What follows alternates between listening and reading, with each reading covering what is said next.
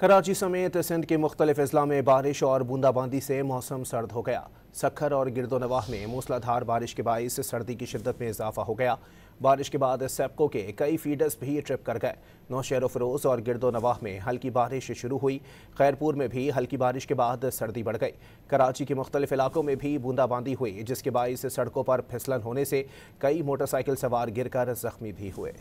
कराची समेत सिंध के मुख्तलिफ अजला में बारिश और बूंदाबांदी से मौसम सर्द हो गया। सक्खर और गिरदोनवाह में मूसलाधार बारिश के बाइस सर्दी की शिद्दत में इजाफा हो गया। बारिश के बाद सेप्को के कई फीडर्स भी ट्रिप कर गए। नौशेर फरोज और गिरदोनवाह में हल्की बारिश शुरू हुई। खैरपुर में भी हल्की बारिश के बाद सर्दी बढ़ गई। कराची के मुख्तलिफ इलाकों में भी बूंदाबांदी हुई, जिसके बाइस सड़कों पर फिसलन होने से कई मोटरसाइकिल सवार गिरकर जख्मी भी हुए।